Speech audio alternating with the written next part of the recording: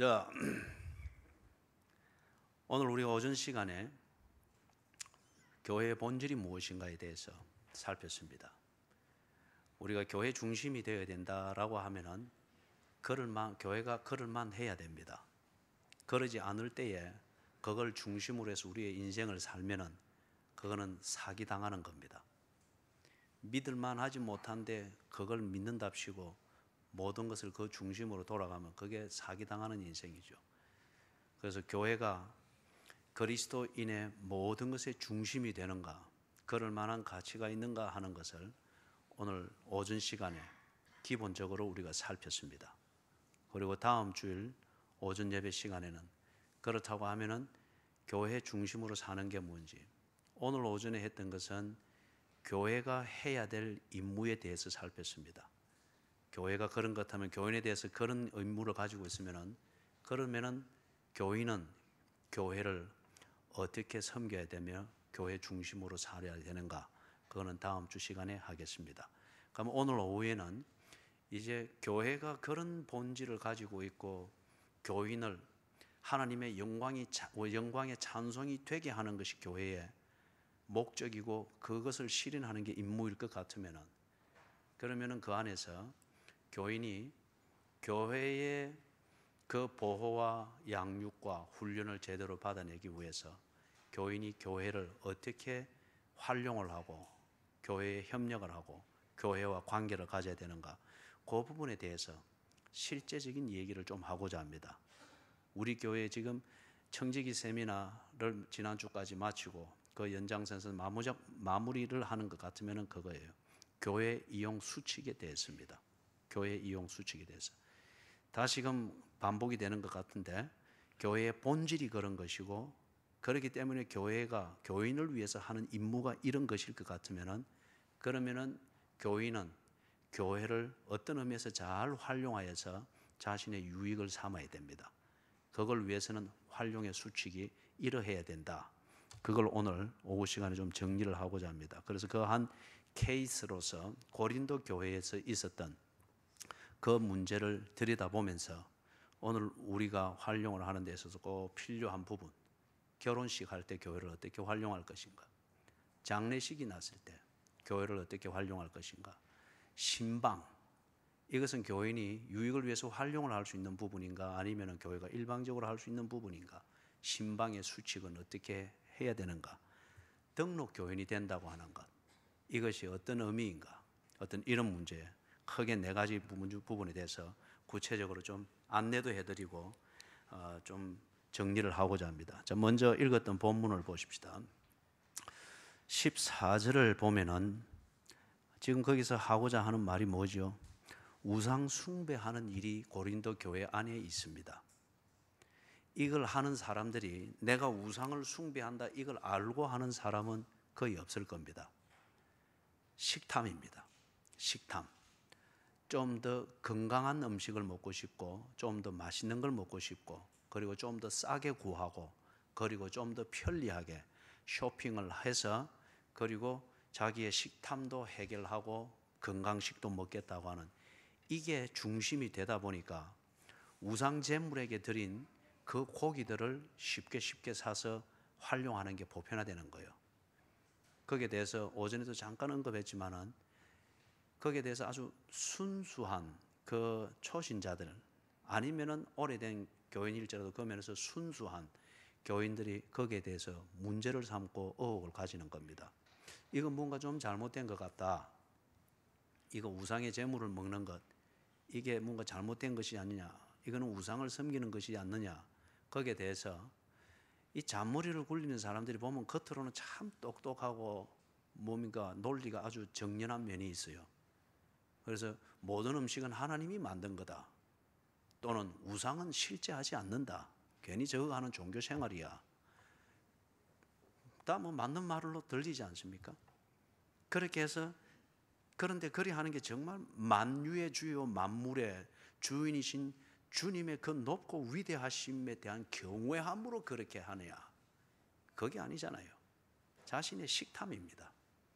그리고 좀 더 좋은 고기를 사겠다고 하는 자신의 쇼핑 철학입니다. 그리고 좀 더 편리하게 얼마든지 원하는 것을 사겠다고 하는 편리주의입니다. 이걸 위해서 그 큰 말들을 사용하고 복잡한 신학과 교리를 들이대면서 자기를 합리화하는 겁니다. 그러다 보니까 이 순수한 사람들, 그러나 아직 이 복잡한 것에 대해서는 잘 모르는 이 사람들이 이해가 되지 아니하는 상태에서 복잡한 걸 알고 있고 예수를 잘 믿는다고 여겨지는 그 사람이 하는 방식대로 따라하게 되는 거예요. 그러다 보니까 고린도 교회가 신학적으로 흐려집니다. 신앙의 순수성이 아주 잔재주를 부리는 어떤 이런 게 되어집니다. 때로 예수를 믿는 것은 고난입니다. 예수를 바로 믿기 위해서 없는 불편을 감수해야 되는 게 신앙생활입니다. 그런데 지금 이 고린도 교회 자꾸 이렇게 되니까 편리한 것만 자꾸 찾아가고 그것만 쌓아간단 말이에요. 그러다 보니까 오늘 오전에 보았던 것처럼 성부 하나님, 성자 예수님, 성령 하나님, 이 하나님을 깊이 알아감과 알아갈수록 그 쉐키나의 영광을 보면서 그 앞에서 진정한 그 두렵고 떨림, 이런 게 없어지는 거예요. 아주 그 촐랑대는 기복신앙, 예배가 꼭 엔터테인먼트 같은 그런 문화 행사로 되어서 거기에 주는 어떤 짜릿한 만족 아니면 카타르시스, 이런 걸로 예배를 점치려고 하고 판단하려고 하고 재단하려고 하는 이 경박스러움이 갈수록 이게 자꾸 쌓이는 거예요. 그래서 지금 바울이 고린도 교회에 있는 여러 문제를 지적하는 가운데 지금 이 부분에 와서는 우상 숭배를 하지 말라. 이게 듣고 사람들이 깜짝 놀라는 거예요. 누가 우상 숭배를 한단 말입니까? 너희들 우상 숭배는 지금 이런 거다 라고 하면서 우상 제물을 먹는, 조금 전에 쭉 설명을 했던 그 얘기를 하고 있는 겁니다. 자, 15절입니다. 15절에서 바울이 이제 설명을 해주는 거예요. 나는 지혜 있는 자들에게 말함과 같이 하노니, 즉 알아들을 수 있는 사람이라 믿고 알아들을 만한 논리로 내가 설명을 해줄게, 그 말입니다. 너희는 내가 이르는 말을 스스로 판단해라. 네가 우상숭배도 그렇게 합리화해서 신학이 어떻니, 교리가 어떻니, 뭐 네가 경험한 바가 어떻니 라고 해서 아주 잔재주를 많이 부르는데 그 정도 잔머리를 굴릴 정도면 내가 하는 이 설명 정도는 알아들을 것이다. 책에서 내 말이 맞는지 안 맞는지 그리고 판단해보라, 그 말이에요. 자, 그런 다음 16절, 17절, 18절에서 한 예를 들어줍니다. 예를 들어주는데 그 예가 뭔가 하면은 성만찬입니다. 성만찬의 의미가 뭐냐 이거예요. 성만찬의 의미가, 떡을 먹는 것은 나를 살리기 위해서 당신의 몸을 주신 그것을 기념함이 아니냐. 그렇기 때문에 떡을 먹는 것은 곧 예수님이 구속을 위하여 죽으신 그 죽음을 고백하는 것이고 인정하는 것이고 그것에 참여하는 것이지 않느냐. 그죠? 단지 배부르기 위해서 떡을 먹는 것이 아니라 바로 그 신앙 고백적 의미가 있지 않느냐. 잔을 마시는 것, 그것은 나를 위하여 죽으신 예수님의 그 죽음을 기리는 그분의 피를 기림이 아니냐. 그렇기 때문에 그 죽음은 내게 생명 주기 위해서 죽은 것임을 내가 인정하는 것이고 그것에 참여함이 아니냐. 그런데 단지 떡을 먹고 단지 잔을 먹는 것이 아니라 떡을 먹고 잔을 먹는 것은 예수님이 누구이시며 그분이 하신 일의 의미가 무엇인가에 대한 내 신앙 고백이지 않느냐. 그게 곧 예수를 예배하는 것이며 예수님을 숭배하는 것이지 않느냐. 그 논리예요. 그런 다음에 19절 20절에서 성만찬의 앞에서 성만찬의 예를 든 이 논정에 근거해가지고 지금 19절 20절에서 우상 제물을 먹는 것이 곧 그런 의미라고 하는 것을 논증을 하는 겁니다. 19절 20절 같이 한번 읽어보겠습니다. 그런즉 내가 무엇을 말하느냐? 우상의 제물은 무엇이며 우상은 무엇이냐? 무릇 이방인이 제사하는 것은 귀신에게 하는 것이요 하나님께 제사하는 것이 아니니 나는 너희가 귀신과 교제하는 자가 되기를 원하지 아니하노라. 단지 우상의 제물을 음식으로서 먹는 것이 아니지 않느냐. 너희들이 이런저런 것으로 변명하고 합리화한다마는 성만찬이 그런 개념이고 그 떡을 먹고 잔을 마심이 그런 신학적 의미가 있다고 하는 것 같으면은 너희들이 지금 이것을 먹고 마시는 것, 우상에게 드려진 고기를 먹고 먹는 것, 바로 그런 의미지 않느냐. 너는 적어도 그걸 알고 있지 않느냐. 그런데 둘러대면서 이래 합리화하는데 실상은 네가 우상을 숭배하는 것이니라. 그래서 19절 20절에서 아주 적나라하게 말씀을 하고 있죠. 우상 제물을 먹는 것, 자신의 식탐을 위해서 하는 것입니다. 그런데 그게 궁극적 의미가 뭐냐? 그거는 귀신과 교제하는 것이잖아. 네가 적어도 성만찬의 의미를 알고 있고 신학적 의미를 알고 있다고 하면은 우상에게 그런 신학 고백적 의미를 가지고 들어진 그 고기를 그런 식으로 네가 먹고 그렇게 한다고 하는 것은 곧 귀신과 교제하는 것이지 않느냐. 왜냐하면은 성만찬에서 먹는 떡과 잔이 우리를 위해서 주신 예수님의 몸과 피를 기념하는 것이다. 우상에게 드려진 제물은 곧 귀신에게 드려진 제물이지 않느냐. 그들은 그 귀신에게 드린 것이지 않느냐. 그렇기 때문에 성만찬의 떡과 잔을 먹는 것이 예수님과 교제하는 것이면은 우상에게 드려진 그 고기를 먹는 것은 곧 그 우상 제물을 드린 귀신과 교제하는 것이지 않느냐. 지금 그겁니다. 논리적으로 모순이 없죠. 분명하죠. 그렇기 때문에 우상 제물은 귀신에게 제사하기 위해서 드린 것이고, 그래서 우상 제물을 먹는 것은 귀신에게 참여하는 것이다. 즉 교제하는 것이다. 그 의미입니다. 21절 같이 한번 읽어봅니다. 너희가 주의 잔과 귀신의 잔을 겸하여 마시지 못하고 주의 식탁과 귀신의 식탁에 겸하여 참여하지 못하니라. 자, 이렇게 논증이 되어졌으니 이제 그들에게 하고자 하는 말, 결론적인 말을 딱 내리는 겁니다. 자, 우상의 제물을 먹는 것을 합리화하지 말라는 거예요. 너희들이 지금 봤던 것처럼 이런 의미인 것을 알았다고 하는 것 같으면은 우상의 제물, 우상에게 드려진 고기가 그거는 다 양질의 고기예요. 양질의 고기. 신전에 바치는 고기이기 때문에 좋은 부위, 그 다음에 좋은 소나 양이나 아니면 이런 것을 잡아서 이교도들은 돼지도 드렸으니까 좋은 부위를 해서 드렸기 때문에 좋은 그겁니다. 그리고 그 드린 제물은 그것을 집전했던 이교도의 제사장에게 주기 때문에 제사장은 넘쳐나잖아요. 그리고 이걸 돈으로 바꿔서 쓰기를 원해서 자기에게 들어온 고기를 시장에다가 내다 파는 겁니다. 그렇기 때문에 제사장에게서 나온 그 고기는 양질의 고기입니다.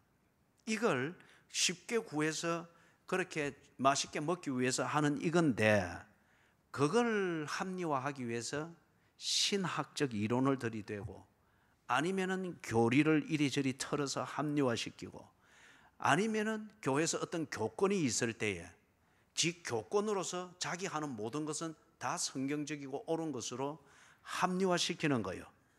그 다음에 자기가 뭔가 교회에서 직분이 있다.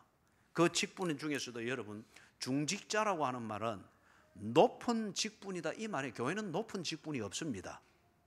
중직자라고 하는 말은 역할이 중하다는 겁니다. 역할이 중하다는 거예요. 그리고 그 일에 영향력이 아주 크다는 겁니다.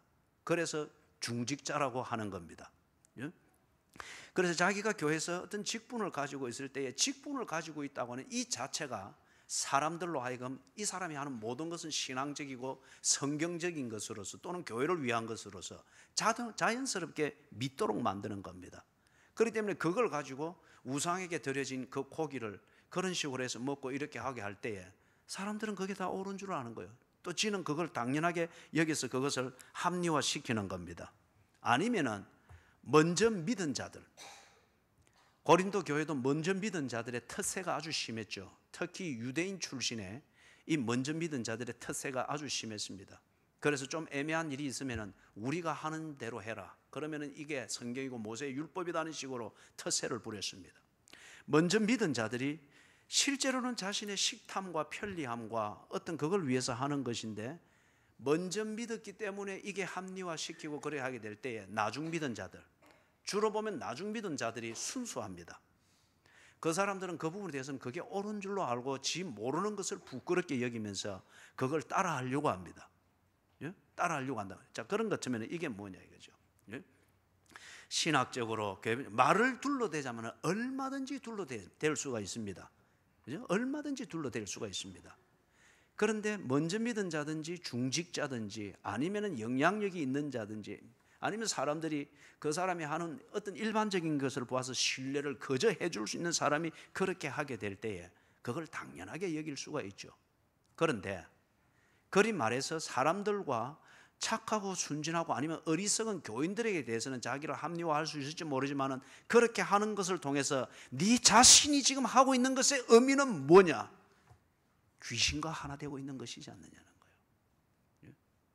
네가 지금 주와 귀신을 겸하여 섬기고 있는 것이지 않느냐.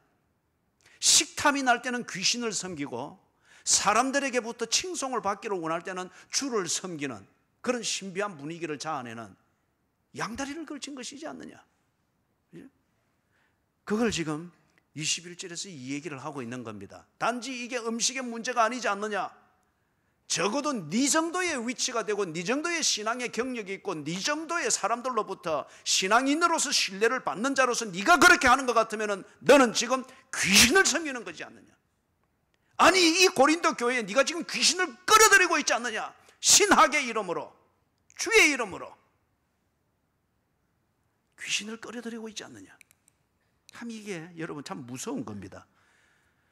고린도 교회도 그렇지만은 이게 지금까지 고린도 교회 이후 2000년 동안 흘러오는 동안에 이거는 늘 있어 왔고 이 시대는 더욱더 이게 만연해 있습니다. 주의 이름을 덜미기기 때문에 모든 것이 옳게 여겨지는 거예요. 주의 영광을 위한 것이라는 이 명분을 덜미기는 것 때문에 모든 것이 다 신앙적인 것으로 치부가 되어져 버리는 거예요. 성경적 지식은 많이 이때 믿지는 않습니다. 그러나 성경적 지식으로 말하기 때문에 그 사람이 하는 모든 것이 다 신앙적이고 무슨 기도의 응답인 것처럼 그렇게 여겨지는 거예요. 교회를 위하여, 교회의 영광을 위하여, 이게 교회의 부흥이니 어떠니, 이런 헛개비 같은 그러나 신비하게 들리는 이 명분, 신앙의 명분, 이것 때문에 그걸 걸어놓고 할 때에 그가 하는 모든 것이 다 신앙적으로 치부되어지고 교회 부흥을 위해서 꼭 필요한 것으로 치부가 되어지는 이 정말 이 뭡니까? 저급하고 그러나 무서운 결과를 만드는 이 일들이 만연해지고 있는 거예요. 여러분 얼마나 이게 모순된 거예요. 주의 이름으로 주의 이름을 욕되게 하는 일이 고린도 교회도 그렇지만은 이 시대의 교회들에 만연합니다. 성경 지식으로 성경을 믿지 못하도록 만드는 이 어설픔과 이 저주받을 일들이 고린도 교회도 그렇지만 이 시대에도 만연합니다. 사랑하는 여러분, 거룩하지 못한 자가, 신령하지 못한 자가 성경 지식이 많고 그것을 논리로 나름대로 얽혀설켜해서 뭔가 망토를 걸치고 있을 때에 정말 무서운 거예요. 신령하지 못한 자가 믿지 아니하면서 성경 지식과 그 지식으로 뭔가 신학의 이론을 만들어낸 나름대로 논리로 무장이 되어져 있을 때 그게 교회와 교인들과 교회의 본질을 얼마나 치명적으로 오도를 하는지 모릅니다. 주의 이름으로 그의 영광을 가리웁니다. 오늘 우리가 에베소서 1장 12절에서 보았죠. 교회의 목적이 뭐였습니까? 그의 영광의 찬송이 되게 하려 함이라. 14절에서는 그의 영광의 찬송을 하게 하려 함이라. 하나님의 하나님 되심, 신학을 말하고 성경 지식을 말하고 신앙의 명분을 말하고 그게 진실인 것 같으면 그의 영광이 뚜렷하게 갈수록 드러나야죠. 그런데 지금 이게 그게 아닙니다. 주의 이름을 말하고 신학 이론을 말하고 성경 지식을 가지고서 자기를 합리화하고 하는데 고린도 교회에 하나님의 하나님 되심을 알고 그 앞에서 경외함과 하나님과 교제하는 이 현장이 있는 예배가 살아나기보다는 편리한 쇼핑, 쉽게 좋은 고기를 구하는 어떤 이런 쪽지 돌리는 것. 그 다음에 김 집사님 내 따라와, 이번에 여기 가면은 고기 좋은 거 살 수 있어. 고래고래해서 편이 되고 그런 게 무슨 재밌는 교재 이런 식으로 되어지. 이런 게 고린도 교회에 군데군데 얽혀진 거미줄처럼 쭉쭉쭉쭉 펼쳐가는 거예요. 고린도 교회 안에 거미줄과 같은 이러한 교재는 있는지 모르지만은 고린도 교회 안에 그의 영광의 찬송이 되게 하려 함이니라. 이 목적은 갈수록 보이지를 않는 거예요. 여러분, 그 불쾌한 것들을 경험해 봤어요? 어느 집을 가든지 아니면 어느 건물을 가든지 아니면 산길을 산행을 할 때에 눈에 보이진 않는데 지나가면 얼굴에 턱턱 거미줄 들러붙는 거, 그 불쾌한 거 여러분 경험해 봤어요? 고린도 교회에 이게 있는 거예요.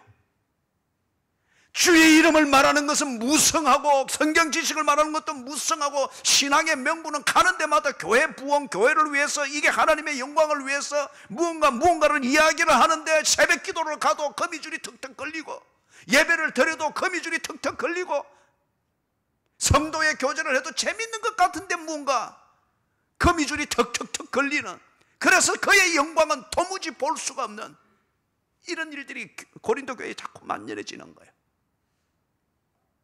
하나님의 교회에 그치는 자가 되는 이게 자꾸 많아지는 거예요. 자꾸 많아지는 거예요.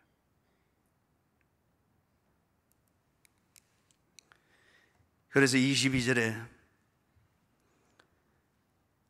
같이 한번 읽어보십시다. 그러면 우리가 주를 노여워하시게 하겠느냐? 우리가 주보다 강한 자. 아주 무서운 그러나 심각한 결론이요 도전입니다. 이 사람들이 자기들이 우상 제물을 그렇게 하면 실제로 식탐 때문에 또는 편리한 쇼핑과 좋은 것 싸게 좋은 것을 구한다는 이것으로 하기 위해서 뭐 신학도 말하고 주의 이름도 말하고 주의 영광도 말하고 늘 그렇게 말해서 다 지 하는 걸 다 합리화시키는데, 그래? 그 이치는 이런 것이고 네 하는 것의 의미는 이런 것이다. 그럼에도 불구하고 네 하는 것이 옳다고 하여 성경을 들이대고 이렇게 하면서 네 하는 것이 옳다고 해서 합리화를 하는데, 그렇다고 하면은 네가 주님을 섬기느냐, 네가 말하는 주가 너를 섬기느냐, 누가 주인이냐? 그거요.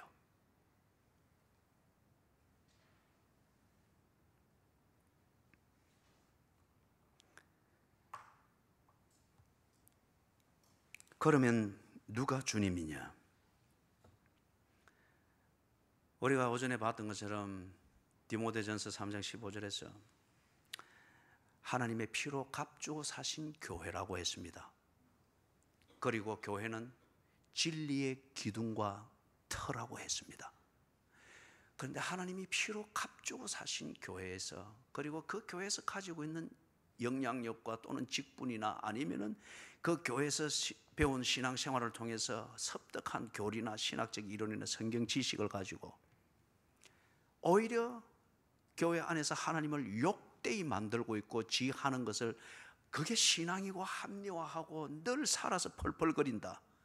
그러면은 하나님이 피로 값주고 사신 교회 안에서 주인이 누구냐는 거예요. 교회는 진리의 기둥과 터라고 했습니다. 그런데 지금 이 사람이 귀신과 연합을 하고 귀신을 섬기는, 결과적으로 그런 의미의 이 짓을 지가 하고 있고 이걸 합리화시키고 있다고 하면은 진리는 누구냐 이거예요. 진리의 기둥과 터는 누구냐 이거예요. 무서운 일이지 않습니까? 무서운 일이지 않습니까? 그래서 지금 바울이 이 고린도 교회에서 우상 제물에 대해서 자신의 개인적 욕구와 어떤 식탐과 아니면 편리주의와 이걸 위해서 나름대로 신학화시키고 교리화시키고 교권화시키고 신비화시키고, 그게 교회의 부흥을 위해서, 그러면 또 처음 오는 사람들에게 이런 고기 사서 이렇게 맛있게 먹고 해주는 거 해주면 교인들이 많이 올 것이고 잘 정착할 것이다 라는 식으로 새가족 프로그램으로 이런 식으로 하면서 합리화를 시켰다. 누가 주인이냐 이거죠. 그 교회의 머리는 누구냐 이거죠. 그리고 그 교회는 무엇을 위해서 존재하는 것이냐는 거예요. 우상 숭배하는 너를 본받는 사람을 만드는 네가 교회의 주인이냐? 네가 정말 진정한 피로 값주고 사신 교회의 주인이신 하나님보다 네가 강하냐? 무서운 결론으로 지금 이 자들에게 바울이 도전을 하는 겁니다. 자, 사랑하는 여러분, 그렇기 때문에 지금 이 사람들이 교회를 잘못 사용하고 있습니다. 교회를 잘못 알고 있고, 그렇기 때문에 교회를 자신의 인간적 욕구를 채우는 수단과 필요를 해결하기 위해서 교회를 활용하고 있고, 또 신앙생활을 활용을 하고 있습니다. 이거는 교회 안에 있으나 멸망받을 자입니다. 예수님이 언제나 그랬죠. 한 번씩 언제나 채를 밀가부르듯 하리라. 여러분, 교회 시험이 있는 걸 이상하게 여기지 마십시오.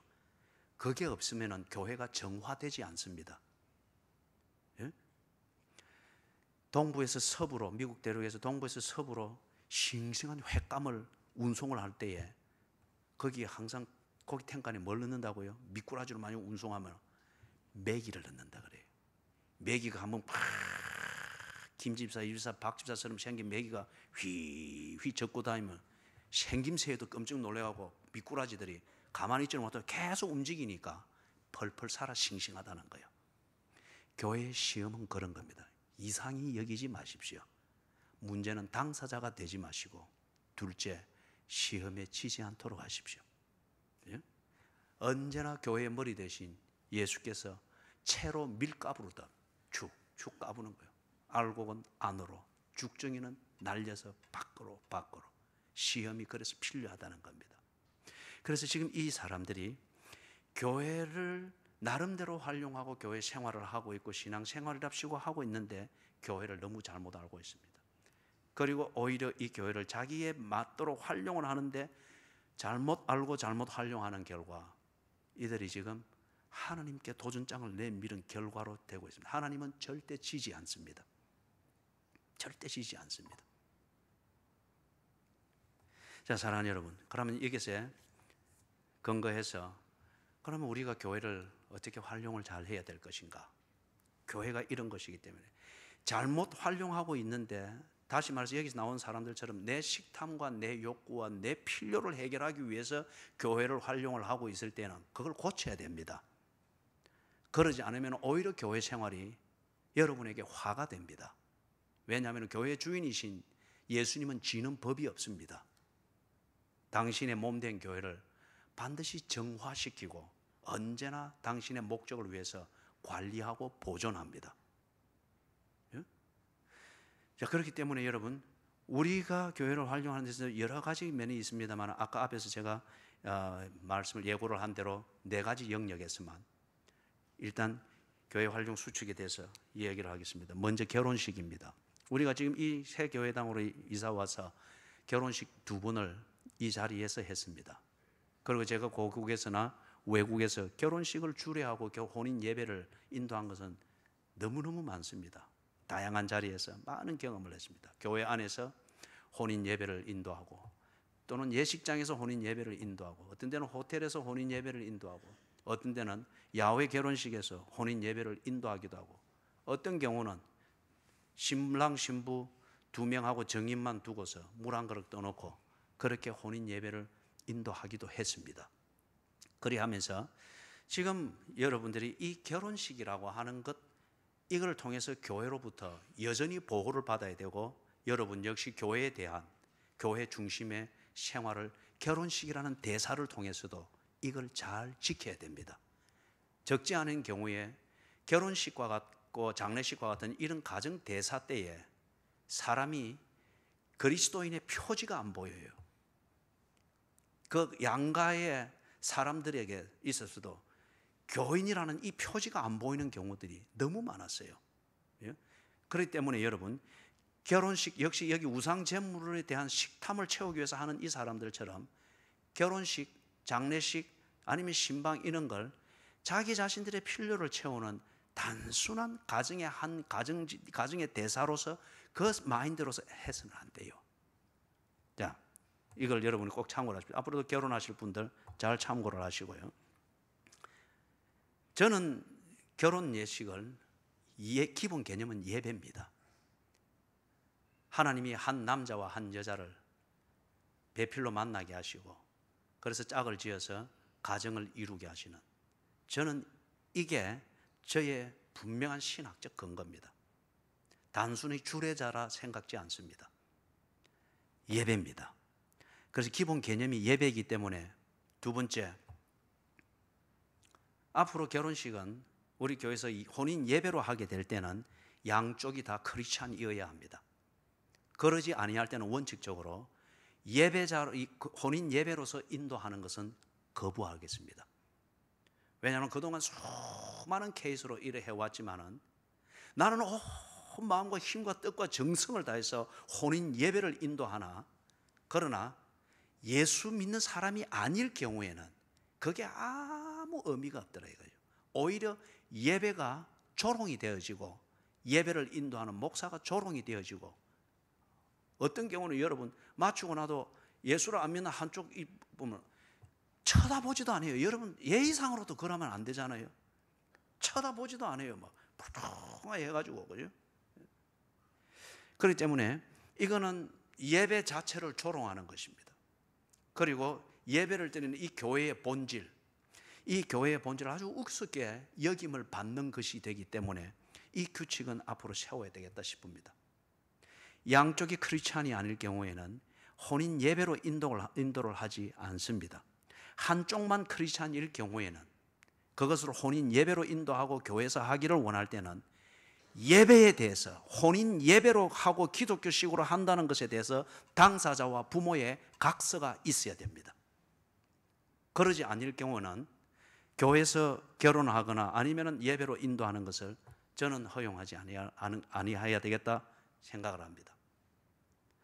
그 다음에 네 번째 요소에서는 그렇습니다.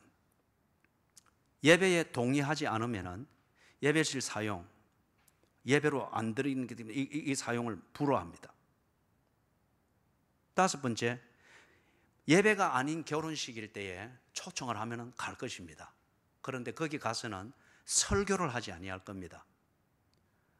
주례사를 할 겁니다.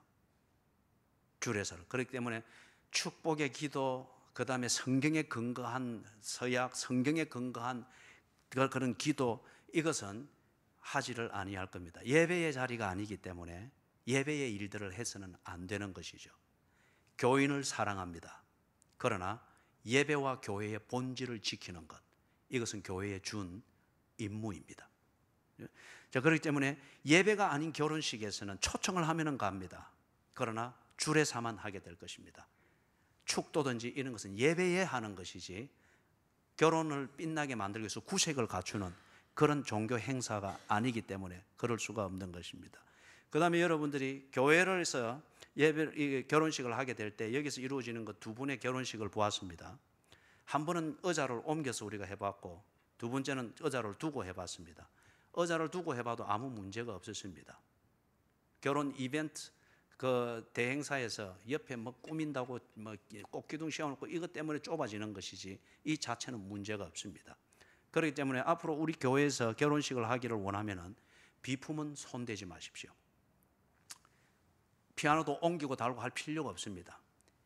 결혼식을 예배로서 드릴 것 같으면은 이 예배실이 있는 그대로 여기서 여러분들이 함께 온몸과 힘과 뜻과 정성을 다해서 예배드리고 하나님의 임재를 보던 바로 그 자리, 그 의미가 있는 그대로 예배를 드리고 결혼 예식을 하는 게 무엇보다 중요한 예배 결혼식의 환경입니다. 뭐 꽃 너무 여러분 치장해 사지 마시고 그런 거 하는 돈 가지고 신혼여행을 재밌게 하시라고요. 신혼여행을 혼인 예배로 드릴 것 같으면은 예배를 드림에 있어서 가장 적절한 환경으로 만족하십시오. 많은 꽃은 결혼 대행사의 수입을 올려주는 것 뿐이지 그거 다 맞추면 그 꽃 다 어떻게 해요? 그죠? 자, 그렇기 때문에 여기서 여러분이 결혼식을 하기를 원하고 교회 안에서 하기를 원할 때에 비품은 이대로 그대로 두십시오. 그대로 두시는 가운데에서 여러분이 하시고 꼭 필요할 때는 꽃은 꼭 필요한 최소한의 장식은 할 수 있겠습니다. 여기도 세우려면 세우십시오. 그러나 좁아진다고 의자로 옮겨 그런 얘기는 하지 않도록 그렇게 하십시오. 여러분이 원해서 하면은 좁은 데서 신랑 신부 줄 서서 들어오든지 그렇게 해서 알아서 하시고, 그죠? 알아서 하시고 비품은 그대로 적절합니다. 가장 적절합니다. 그 다음에 여러분이 여기서 결혼식을 하게 될 때에 결혼식을 할 때 그거는 여러분의 결혼식의 품위 자체를 위해서도 미리 점검을 하고 분명히 다짐을 하십시오. 따라오는 덜러리든지 비디오를 찍든지 사진을 찍는 기사들 설치지 않도록. 예배입니다. 예배이기 때문에 앞에 나와서 설치지 않도록. 바로 앞전에 있던 그 결혼식에서는 이 비디오 기사가 이 정장도 하지도 않고 무슨 떼떠만 캐주얼 바지 뭡니까 뭐 종아리 톡 튀어나온 거 입고 삐딱하게 있어가지고 티 사서 이 팔 걷어붙이고 뭐 여기서 뭐 손짓해서 하고 어디 건방지고 무식하고, 그죠? 결혼식의 주인공은 신랑 신부입니다. 그걸 돋보이게 만들고 그 예식이 품위가 있도록 만드는 게 제대로 된 결혼 대행사고 덜러리지. 이 미장원에서 온 사람도 막 소리 질러서 하고 사진 찍는다고. 예배입니다. 제가 계속 이걸 지금 강조를 합니다. 저는 그렇게 믿습니다. 하나님께서 크리스천의 결혼을 축복하십니다. 그리고 그 결혼 예배를 통하여서 하나님은 새로 세우는 그 가정에 특별한 은혜와 계시와 축복을 준다고 믿습니다. 그렇기 때문에 저는 혼인 예배를 준비를 하고 인도할 때는 머리털이 빠지도록 집중해야 합니다. 그런데 그 잡부들이 와가지고, 예? 왔다 갔다 해서 그 사진 이 자꾸 뒤에서 찍으면 못해요, 그거. 예? 기념이 될 만한 거 하나 정도만 있으면 되죠. 예? 앞으로 여러분들이 이걸 할 때에 결혼하는 당사자들이든지 그 양가의 영성의 깊이와 실력을 가늠하도록 하겠습니다. 결혼 예식은 교회에서 하는 것은 혼인 예배입니다. 혼인 예배. 자, 그 다음에 여러분 장례식입니다. 장례식입니다. 그리고 또 결혼식에 대해서 한 가지만 더. 그래서 혼인 예배이기 때문에 축가는 할 수가 있습니다. 그러나 예배에 어울리지 않거나 예배를 깨뜨리는 어떤 이런 것은 여러분 스스로 하지 않도록. 나중에 돌발적으로 턱 해서 축가를 했을 때 그때 어떻게 뭐 중지를 한다고 중지를 하겠습니까? 어떻게 하겠습니까? 축가는 할 수는 있습니다만은 예배에 맞도록 하십시오. 그래서 여러분이 지금 하나님이 축복하고 하나님이 지금 이정표를 세우시는 그 중요한 의미가 그 결혼 당사자들의 의미지 않습니까? 그걸 하객들의 여흥을 돋구는 어떤 그런 식으로 무가치하게 만들지 마십시오. 예배, 이 예배가 돋보이고 하나님이 받으실만하고 하나님이 지금 베푸시는 은혜를 감지하고 새기고 깨달을 수 있는 그러한 축가 또는 필요한 행사들로 그렇게 다듬으십시오. 그 다음에 장례식입니다. 앞으로 이 장례식에 대한 이 예식은 총회 차원에서도 이거는 다듬어야 됩니다. 여기에 샤머니즘, 불교, 기독교, 천주교, 힌두교 이 모든 요소가 다 짬뽕이 되어져 있어요. 이걸 다듬어야 됩니다. 먼저 번 있던 교회에서 부교육자 한 명을 내가 전담을 시켜서 이걸 좀 다듬어서 조그마한 논문을 한번 만들어 보라고 전적으로 배려를 해줬는데 이 뭘 하는 것 같았는데 안 하죠. 아무것도 없어요. 그죠? 이 다듬어야 됩니다. 그래서 우선 우리가 지금 하고 있는 여기에서 지금 한 3가지 정도를 여러분이 꼭 기억을 해 두십시오. 먼저는 교회 예배 시간하고 중복이 되지 않도록 하십시오. 장례식장이나 빈소에서 드리는 예배나 아니면은 교회 방문이나 신방이나 이게 필요할 때에 교회의 공예배 시간하고 중복이 되지 않도록 하시고, 특별히 저는 그게 좀 참 못마땅해요. 왜 장례 마지막 우리 장지로 가기 전에 발인 예배를 하잖아요. 그걸 왜 꼭 그리 서둘러서 새벽 6시가 돼서 꼭 그래 해야 됩니까? 그래서 새벽 기도는 한운동 만운동 하도록 만들고, 그나마 6시에 가면 그것도 이 장의사에서 나온 이 사람이 막 계속 눈치하고 하는 데 따라서 25분 내지 30분에 서둘러 마치도록 만들어야 되고, 왜 그렇게 하느냐 이거예요. 그럴 바에야 발인 예배를 왜 드리느냐 말이에요. 그냥 유교에서 하는 식으로 아이고 그냥 곡하고 말지. 그죠? 예배예요, 예배. 예배. 그렇다고 하면은 새벽 예배도 존중해야 됩니다. 교회의 공예배를 존중해야 돼요. 8시에 발인 예배를 하면은 그게 해결이 안 됩니까? 아니면은 거기 밀릴 것 같으면 그러면 차라리 오후 2시에 하면은 오후 타면은 또 여유 있게 갈 수 있는 거잖아요. 문제는 마인드가 어디에 있느냐는 거예요. 그 초점이 어디에 있느냐는 거예요. 그죠? 순서를 후딱 해치우는 문제가 아니라 예배입니다. 예배. 그래서 여러분들이 임종 예배 때도 그렇고 입관 예배도 그렇고 발인 예배도 그렇고, 그죠? 입관 예배도 그렇고 발인 예배도 그렇고 교회의 공예배, 여러분이 교인으로서 신앙 고백과 내가 섬기는 교회에서 교회가 양무리들을 돌보는 그 임무에 집중하여서 이렇게 만들어 놓고 운영하고 있는 그걸 존중을 할 줄 알아야죠. 그리하면서 여러분에게 일어난 돌발적인 사건이나 어떤 이런 것들에 대해서 교회의 보호와 그 다음에 계시의 통로와 은혜의 통로, 이것으로서 교회를 참 또 개입과 신방과 어떤 이런 것을 그래 할 줄을 알아야죠. 적어도 교회의 직분자면은 그 정도의 상식은 있어야 됩니다. 그 정도의 상식은.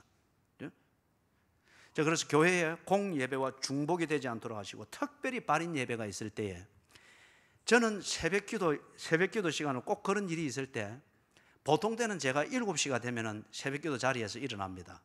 그러나 이게 있을 때, 발인 예배가 있을 때 6시 반까지는 내가 일어납니다. 그런데 그 전까지 일어나야 될 시간이면은 특별한 경우가 아니면 내가 다 거절했습니다.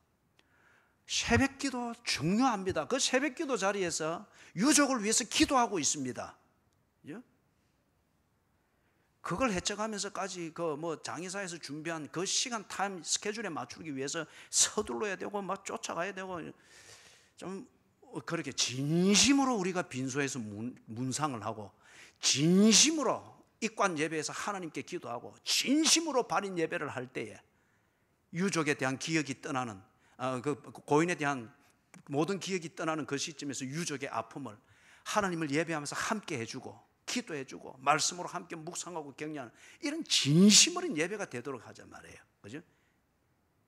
사업하는 사람이 짜놓은 시간표에 맞추기 위해서 종교 행사를 하는 그게 되지 않도록, 이는 상주 측에서도 그렇고 교회 측에서도, 교회는 지금 이 의지가 있다고 하는 것을 여러분에게 미리 알려드리는 겁니다. 그 다음에 장례식과 관련해서 두 번째는 기독교 장례가 아닌 경우에는 개인적인 문상입니다.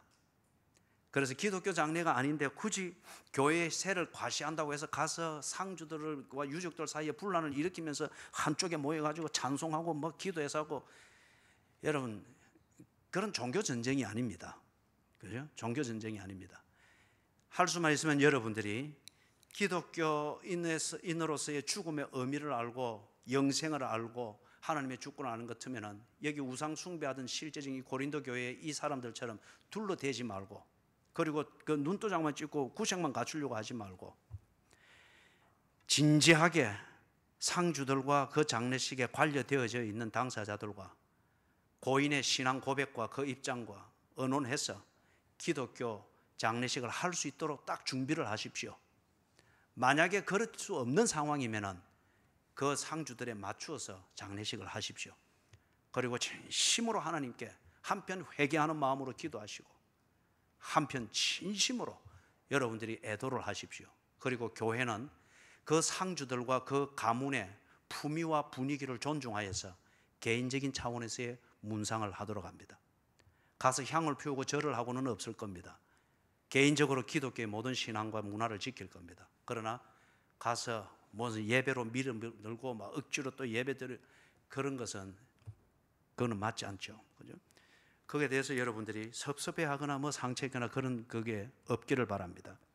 안 그래요? 여러분은 대충 해서 구색을 맞추기를 원하면서 교회에 대해서는 진지하게 해줄 것을 원하는 이 자체가 아주 교회가 우습게 보이는 거죠. 복음의 길을 가로막을 수 있는 겁니다. 그 다음에 장례식과 관해서 세 번째 마지막 부분은 장례 행례를 할 때 언제나 여러분 목사가 맨 앞에 서야 됩니다. 여러분들이 모든 영화를 봐도 그렇죠. 그리고 불교식으로 해도 불교에서 그 모든 그 집전하는 선임이 맨 앞서서 갑니다.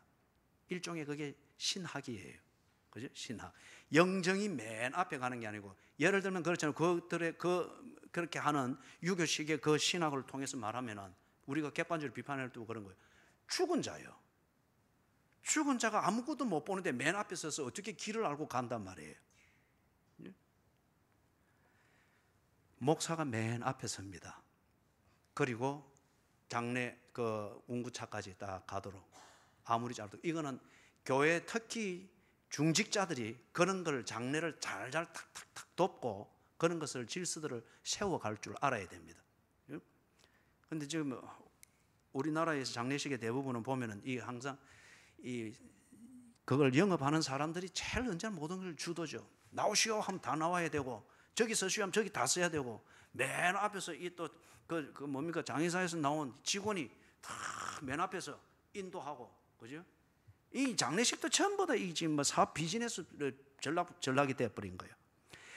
품위 있게, 그리고 우리의 장례식에 예배의 이 중심과 이 품위가 어그러지지 않도록 이 일러드린 세 가지를 꼭 기억을 하십시오. 그래야만이 장례식을 통하여서 교회가 해야 되는 그 임무, 영생을 가르치고 구원의 길이 무엇인가를 가르치고 생명과 죽음은 어떤 의미인가를 듣게 하고 보게 하고 느끼게 하는 교회의 이 임무를 그 자리에서 바로 실행할 수가 있습니다. 그렇지 않는 것 같으면 교회의 이름으로 할 뿐 여전히 미신이고 운명론에 집착해 있고 죽음의 공포에서 그렇게 허우적거리는, 거기에 그냥 기독교라는 이름으로 종교적 구색 갖춰주는 것밖에는 안 되는 거예요. 이거는 복음을 모욕시키는 겁니다. 교회의 본질을 모욕시키는 겁니다. 우리 연세 높으신 분들, 이제 여러분의 장례식에서 이 일들을 하게 될 겁니다. 임종하시기 전에 그냥 물 찰다가 꼴딱 하지 마시고 꼭 목사님이 교회의 본질에 맞춰서 교회의 임무가 장례식에서 잘 진행되도록 교회의 말을 잘 들어라. 난 간다. 그러고 조용히 가시라고요. 죽음은 과정입니다. 과정이에요. 그렇기 때문에 우리가 곡하지 않는 겁니다. 더 이상 못 보는 것에 대한 아쉬움과 슬픔과 작별에 대한 그것으로서 며칠이고 밥맛을 잃을 정도로 기진이 맥진해지는 것이지. 자, 그 다음에 신방입니다. 신방이 이게 참 말도 많고 탈도 많은 거죠. 그런데 사실 교인들이 신방을 원하지 않습니다. 원하지 않아요. 귀찮기 때문에. 그런데 필요악으로 생각합니다. 안 하자니 찜찜하고 하자니 귀찮고 하면은 뭔가 좀 이번에 뭔가 좀 재수가 있을 것 같고 아니면은 좀 찜찜한 이거 목사가 와서 한 번이라도 기도하면은 감기 걸린 개가 빨딱 나을 것 같고, 그지? 그러니까 오게 하되 후딱하고 후딱하게 하는 어떤 신방이 이상해. 그렇기 때문에 저는 가정의 신방을 거의 가지를 않습니다. 거의 가지는 않아요. 그리 어중쩡한 모습을 보기도 못하고, 그러니까 신방 맞이하는 당신이나 찾아간 내나 서로 어중쩡하고, 그죠? 그런 거예요. 그것보다는 커피숍이라도 아니면은 교회 어느 사무실이라도 아니면 아파트 벤치에서라도 진지하게 이야기할 수 있고, 그리고 마음으로 그렇게 진지하게 이야기하고 들을 수 있는, 그게 무엇보다 중요한 신방이라 저는 그렇게 생각을 합니다. 자, 그래서 신방에 대해서 여러분 이 네 가지를 꼭 기억을 하십시오. 신방은 가정에 쓰든 직장에 쓰든 생활 공간에 쓰든 교회당에 쓰든 아니면은 여러분이 가장 만나서 대화하기 좋고 만나기 좋은 그 환경에서 얼마든지 할 수가 있습니다. 꼭 집 아니어야 되는 것만은 아닙니다. 옛날 같은 경우는 집 아니고는 달리 뭐 있는 공간이 없잖아요. 그러니 가정 신방이 주된 거죠. 그 다음에 두 번째는 신방 예배를 드리게 될 경우에, 가정에서 신방 예배를 드리게 될 경우에 그 집 주인이나 신방을 맞이하는 가족이 신방에서 설교하고 있는 사람의 맞은편에 앉아야 됩니다. 예? 맞은편에. 그래 참 보면 요즘 교회 중직자들이 이 상식이 없어요. 들어가서 먼저 막 설지는 게 꼭 이 신방을 맞이하는 가족을 목사 옆에 자꾸 앉도록 하는 거예요. 그래 자꾸 이 옆으로 보고 이야기를 해야 되는. 그게 왜 자꾸 그 목사 옆에 앉도록 하는가 하면 이게 상하 개념 때문에 그래요. 상좌 또는 말석 어떤 이 개념 때문에 그래요. 신방은 그런 게 아닙니다. 예? 신방은 그런 게 아니에요. 신방은 하나님의 말씀과 그 다음에 그 신방에 필요한 고민을 하고 이것이 이들에게 꼭 맞는 하나님의 권면이고 마음이다 준비해서 가는 그 사람이 중심에 앉고 그 다음에 그 맞은편에 그 신방을 맞이해야 될 당사자가 맞은편에 앉아야 됩니다. 맞은편에. 그리고 맞은편에 앉을 때는 여성분들은 미니스커트 입고 앉아가지고 자꾸 다리 이리 털었다 저리 털었다 뭐 무릎 위에 방석 덮었다 따라가는 여집사님들도 그 가서 자꾸 방석으로 덮고 손수건으로 덮고 뭐 이리 털고 그럴 것 말고 따라오지를 말라고요. 그죠? 그 생색내고 그럴 것 같으면 차라리 미니스커트를 입지를 말든지 그리고 또 뭘 차 좀 옮기고 나른답시고 이래 하면서 오늘 내가 이 얘기를 왜 자꾸 하는지 모르겠네. 이래 하면서 말라 자꾸 이리 가리 잡고 그럴 것 같으면 여기까지 딱 바로 오는 옷을 입고 신방을 해란 말이에요. 말라 이리 푹 파진 거 입고 와가지고 자꾸 이리 잡고 뭐 영화 찍습니까? 예배를 꼭 그리 이상하게 만들어 버린단 말이에요. 그죠? 예. 여러분 우리 교회를 지금 보고 계세요? 어떠면은 삭막하게 보일 수 있습니다. 그러나 예배에 집중하는 것에 걸거칠 수 있는 것은 가능하면 다 없애버린 거예요. 꽃 한 송이 두는 게 뭐 그리 어렵겠습니까만은. 그죠? 마찬가지예요. 신방도 예배입니다. 따라왔으면 신방 맞이하는 사람이 얼마나 절박하겠어요. 예배에 집중하고 기도에 집중하고 말씀에 집중할 수 있도록 미리 준비가 안 됐으면 살짝 가서 전화 코드도 소용히 빼주시고 전화 코드는 뺐는데 지 전화기는 나중에 빼 울려서 하고 신경이 안 쓰이지도록 딱 옷도 바로 입고 그 다음에 자리도 바로 잡고 그리고 자세도 바로 하고 그래 하시라고요. 그렇게. 그 다음에 신방 때에 세 번째 우리가 기념할 일이 있고 감사할 일이 있고 또는 에베네셀을 세우는 것 같은 의미 있는 일이 가정에 있을 수 있고 개인에게도 있을 수 있고 특별한 위로가 필요할 경우가 있고 특별한 상황 또는 사고를 당했다든지 아니면은 큰 질병으로 이게 백약이 무색일 그런 상황이 될 때 얼마나 참 절박하겠어요. 질병은 힘든 게 맞습니다. 그럴 때에 예배를 좀 드려주십시오. 요청할 수 있습니다. 그리고 그렇게 하십시오. 우리 목사님이 바쁠 텐데 그런 옹졸한 생각과 우유부단한 생각하지 마시고 그죠? 교회가 약무리들을 목양하도록 하기 위해서 아까 우리 오전에 봤죠? 사도행전 20장 28절에서 봤죠? 그 목적을 위해서는 어딘들 못 가겠습니까? 그죠? 어딘들 못 가면 몇 신들 못 가겠습니까? 구하라 찾으라 두드리라. 그게 12시가 되든 3시가 되든 2시가 되든 예수님이 한 번도 문을 닫은 적이 없잖아요. 문제는 예배의 본질, 교회의 이 본질, 신방을 통해서 나타나는 예배와 교회의 임무의 이 본질을 흐리지 않는 이상에는 시간의 제한이 없고 장소의 제한이 없습니다. 그죠? 이런 일이 있을 때에 신방을 요청하십시오. 그리고 뭐 불필요하게 그냥 밥 한번 먹읍시다. 이거는 해도 되고 안 해도 되는 문제니까 거절도 할 수 있습니다. 그런데 이런 경우가 될 때, 요즘은 아주 좋은 전통이 없어졌죠. 우리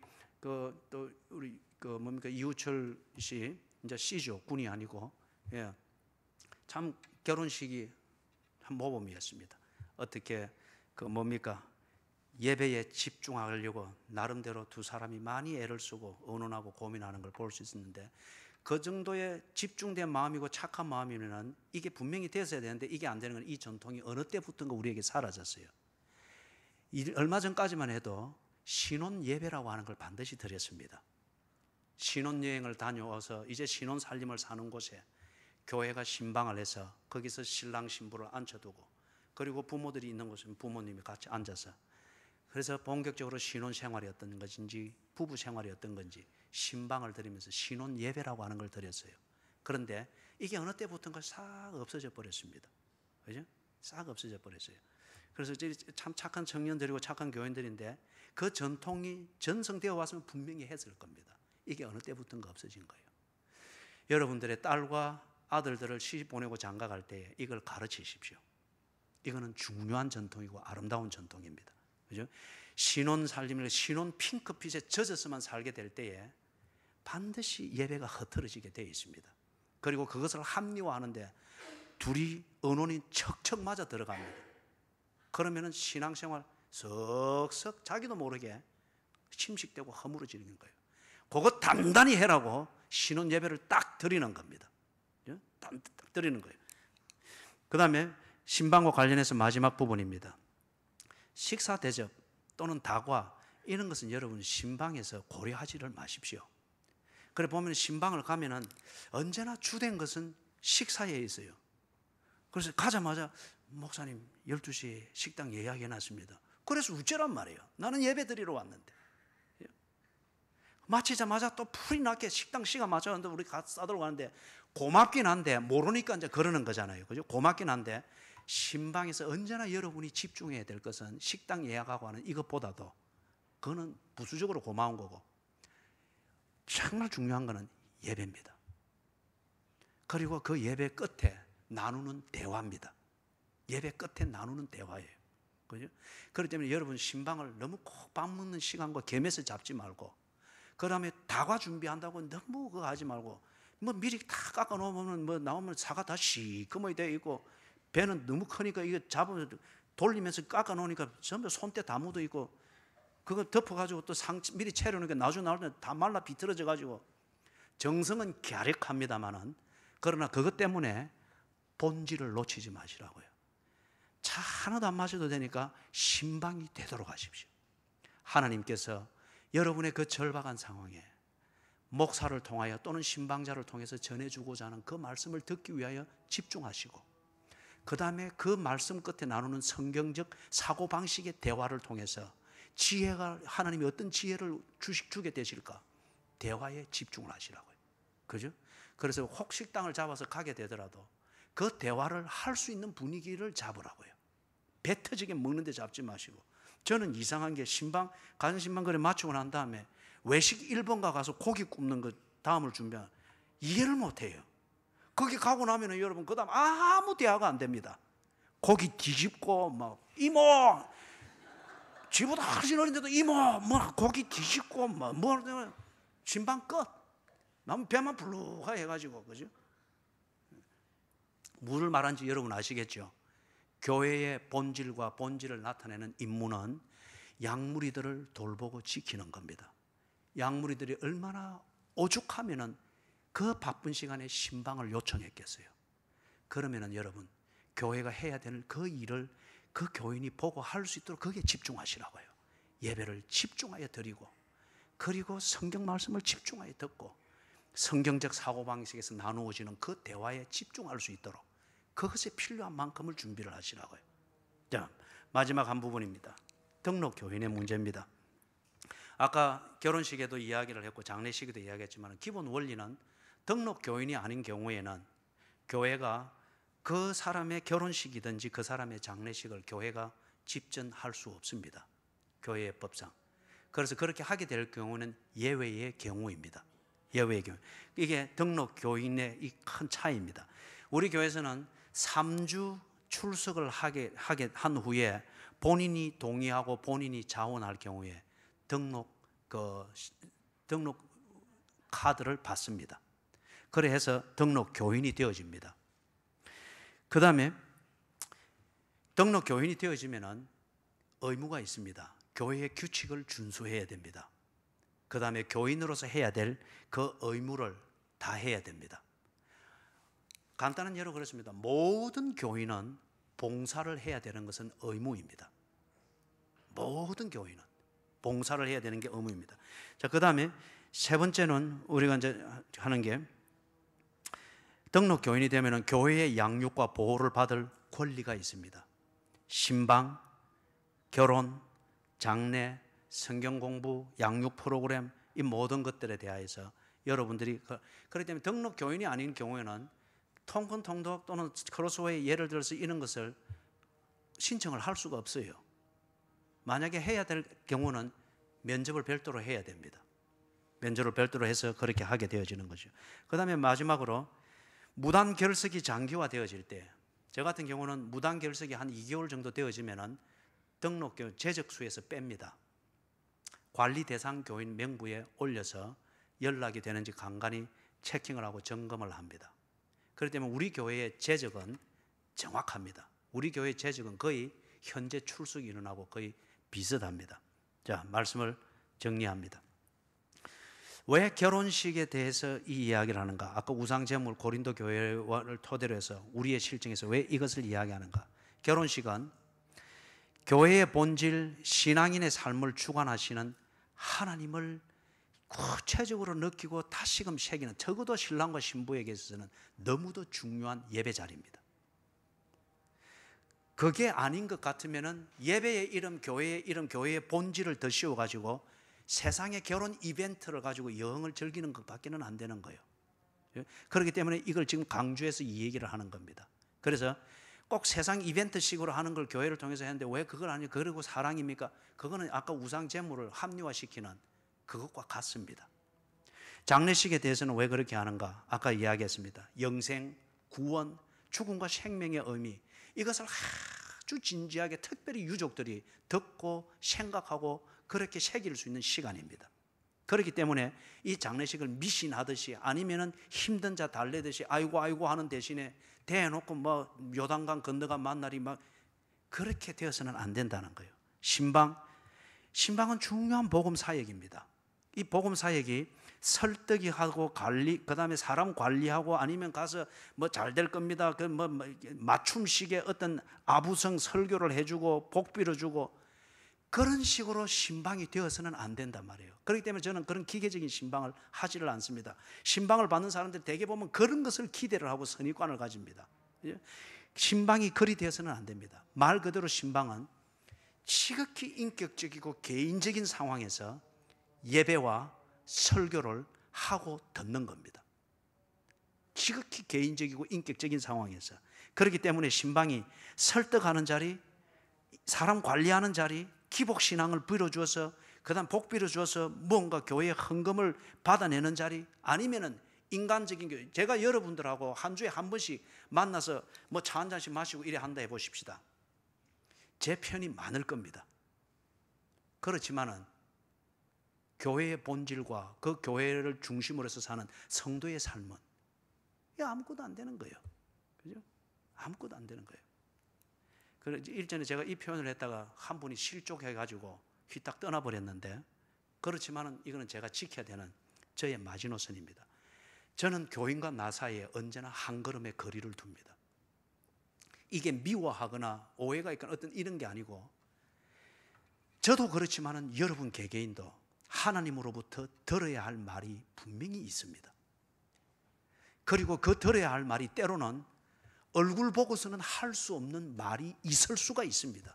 예를 들면 여러분, 제가 졸지 말라고 호통을 치고 때로는 막 핏대로 올리면서도 이야기를 할 때, 그럴 경우는 여러분 처음 나온 사람이거나 아니면은 그 뭡니까? 막 밤일을 하고 와서 자기와 싸우는 그런 사람이 아니에요. 중직자든지 저 사람은 우리 교회에 정말 헌신된 일꾼이라고 모든 사람이 믿어주는 그런 사람입니다. 그런 사람이 예배는 뒤통수에 앉은 사람은 안 보이니까 늘 꼬박꼬박 졸고 있을 때, 제가 늘 그 사람하고 밥 먹고 인간적으로 아주 가까워서 격이 없다고 하면 그 얘기 못해요. 한 걸음을 언제나 그런 경우를 두어서 두는 겁니다. 그렇기 때문에 졸라면 나가라 하고 막 할 소리 다 하는 겁니다. 그죠? 그래서 나는 욕을 들어도 당신이 예수를 바로 믿으면 됩니다. 그리고 당신으로 인해서 당신과 당신이 속한 교회가 그의 영광의 찬송이 된다고 하면은 That's it. 나는 내 목적을 다한 겁니다. 그래서 교인과 나 사이는 언제나 한 걸음을 두는 겁니다. 이게 어떤 오해나 괴리감이 아니죠. 그래서 신방은 복음 사역에 맞도록 해야 된다는 거죠. 그리고 마지막 등록 교인, 이것을 그런 기준을 두고서 정리를 하는 것은 교회를 가벼이 여기도록 만들어서는 안 됩니다. 친해지고 친근감 있고 users friendly church, 교회를 찾아오는 사람들, 특히 초신자들이 교회에 친근감을 가지도록 해주는 것은 좋습니다만은, 그러나 친근감을 가지게 해준다고 하는 것, 이것 때문에 교회의 권위와 교회의 영광과 교회의 무게를 다 팔아먹어 버린다고 하면은 친근해지고 난 다음에 뭘 할 겁니까? 그리 돼서는 안 되죠. 그렇기 때문에 친근감을 가지고 접근을 하고 가벼이 그다음에 해주지만은 교회를 가벼이 여기도록 해주서는 안 되고, 오고 싶으면 오고 가고 싶으면 가고 생각나면 오고, 집에서 또 누워 있다가 전기장판 좀 따뜻하니까 가기는 싫고 막 그러면 또 휘딱 빠지고, 또 집에 있으면 TV도 별 것 없고 이러니까 또 휘딱 와서 또 앉아서 주여 주여 해서 그런 것이 허용이 되어서는 안 됩니다. 그런 것이 허용되어서는 안 됩니다. 지금 누군가 이 말을 똑똑히 들어야 됩니다. 똑똑히 들어야 돼요. 그죠? 교회를 가벼이 여기도록 만들어서는 안 되고, 그 다음에 교회 중심의 삶을 살아야 된다고 하는데 가르칠 것인데, 교회의 권위, 교회의 무게, 그 다음에 교회 생활은 곧 하나님의 자녀의 특권이라고 하는 이것을 다 새겨주고 심어주지 못한다고 하면 누가 교회를 위해서 지 일상을 정리를 하고 또는 자기의 중요한 우선순위를 바꾸겠어요? 가도 그만이고 있어도 그만이고 없어도 그만인 그런 교회로 인식이 된다고 하면 누가 교회에 와서 조심을 하겠어요? 누가 교회의 의자를 앉으면서, 여러분 잘 보시라고요. 어떤 교회는 교회 의자를 앉는 것 자체도 조심하고 신중합니다. 그런데 어떤 교회는 그렇지 않습니다. 지 마음대로요. 발로 끼딱끼딱 해가지고 주부 떨어지면 발로 끼끼끼 끌어오고, 그죠? 그게 무슨 집사요? 그 주보 안에 당신의 이름이 있고 교회의 이름이 있고 예배의 순서가 있단 말이에요. 그런 걸 함부로 떨어뜨린 것도 그렇지만 그걸 발로 끼찍끼찍 끌어와서 말이에요. 참 여러분들의 상식을 믿을 수 없는 것은, 교회 쓰레기통을 뒤집어 보면 거기에 주보가 있단 말이에요. 어떻게 이런 상식을 가지고 이런 교양을 가지고 그의 영광의 찬송이 되게 하리라. 웃기는 얘기예요. 신앙은 일상의 생활입니다. 신앙의 실력은 곧 인격의 정도와 다듬어진 성품입니다. 그렇기 때문에 여러분, 교회를 가벼이 여기도록 만드는 친근감, 친화력, 교제, 이거는 여러분 그 다음 그런 거 아무것도 없어요. 그렇기 때문에 등록 교인이라고 하는 이것을 두게 되는 것, 그런 취지가 있는 겁니다. 교회가 권위주의를 말하는 게 아니에요. 그러나 교회를 알아가면 갈수록 당신은 교회에 범접할 수 없는 권위를 자랑스럽게 여길 겁니다. 권위주의가 아니라, 그죠? 그렇기 때문에 여러분, 이것을 교회의 이 중요한 본질을 지켜야 됩니다. 자, 사랑하는 여러분, 교회가 본질이 그런 것이고 양무리를 지키는 임무가 그런 것이어서 그것을 통해서 그의 영광의 찬송이 되게 하는 이 놀랍고 위대한 일들이 교인들에게 일어납니다. 이걸 위하여서 고린도 교회에 있었던 이런 사례처럼 신학과 궤변과 교리와 직분과 교권을 가지고서 그렇게 자기를 합리화하지 말고 교회를 바로 활용을 하면 됩니다. 그래서 여러분에게 있어서 특히 앞에서 이야기했던 한 3가지의 가정 대사가 일어났을 때 특별히 이 본분을 잊지 마시고 교회를 잘 활용하십시오. 그래서 교회 생활을 통해서 은혜의 통로, 축복의 통로, 계시의 통로가 더욱더 활짝 열리고 구체화되어질 수 있기를 주님의 이름으로 축원합니다. 아멘. 자, 우리 자리에